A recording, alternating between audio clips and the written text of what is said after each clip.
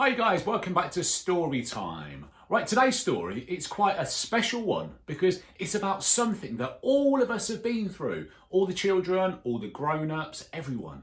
It's called The Year We Muddled Through. And it's by Fennemore and it's illustrated by Damoulakis. Right, you ready?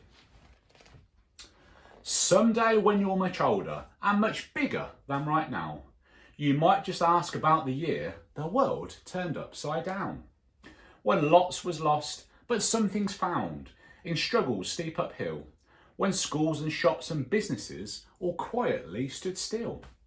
And one day when you're older, I might tell you how life changed, how we learnt new ways to do things in a world so rearranged. But while you're still so little, here's what I think I'll do. I'll tell you all the good things from the year we muddled through. Our roads became quite empty, free from all the usual traffic. The buses, cars and motorbikes just disappeared like magic. It had never been so quiet, things had never been so still. And when darkness came and sleep arrived, all was calm until a family of foxes darted swiftly from a hedge. An owl swooped from the treetops and perched on a window's edge. The nearby flock of fluffy sheep escaped the farmer's pen and were followed by 4 pigs, 3 cows, 2 llamas and 1 hen. Lit only by the smiling moon, our road came back to life. Without the usual noisiness, the animals ran rife. They danced across the garden fence and munched on all the green. They even clambered on the roof of number 17. Do you live at number 17? If you do, did you hear them on your roof? Sneaky animals, aren't they? And only on occasion was their night ever disturbed. But no human dared admit that they'd seen something so absurd. So their parties stayed a secret. No one knew about their fun, and the animals all scarpered home with every rising sun. When morning broke and curtains drew, not one of us suspected the animal shenanigans that happened undetected. Too wrapped up in our thoughts of what the day before had taught us, too wishful and distracted by the hope a new one brought us.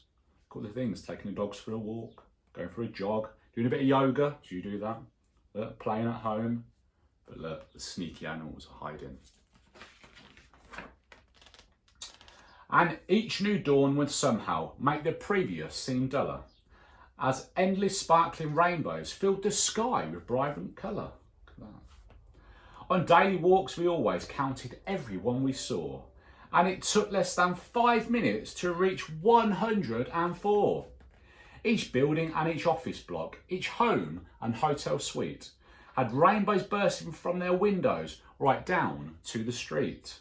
Bright bridges over rooftops formed when rainbows would collide.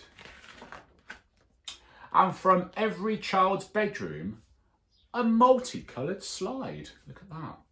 Did you have any rainbows? Did you put any in your windows and your doors? Excellent. Despite what people told us, we searched but never found a single pot of gold where any rainbow hit the ground. Instead, we'd find a different kind of pot containing treasure. The tallest ever sunflowers, too high for us to measure. One grew above the houses, past the rainbows through the clouds, with giant leafy branches that could shelter any crowds. And people started thinking, should we climb up to the top? Should we find a way to slow it down and try and make it stop? But someone else, a man named Jack, recounted an old tale of magic beans and giants and a boy who did prevail. He told us how just once before he'd seen a plant so tall, and we would all fare better letting nature make the call. Do we know someone called Jack who had some magic beans and a big plant that went up into the sky? Maybe a beanstalk. Do you know him? I think we do, don't we? So we sat and watched it growing, getting bigger every day, until the yellow petals grew to reach the Milky Way.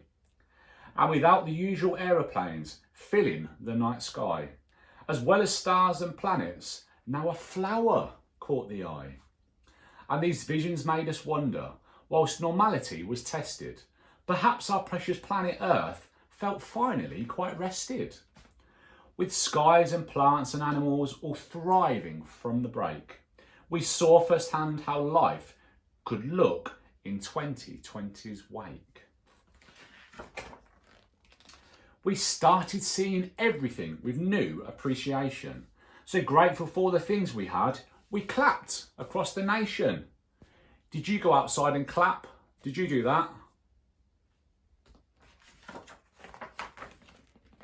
In spite of all the changes, the earth continued turning, and inside our little household, something special was occurring.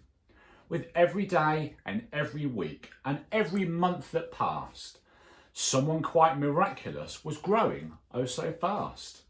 In a world we weren't quite used to, at a time so full of fear, whilst everything felt muddled, I'll still look back on that year. And remember dancing animals and stars that filled the sky, with rainbows on each corner and sunflowers so high. And one day when you ask about the year we muddled through, I'll remember love and strength and hope, and all of it for you.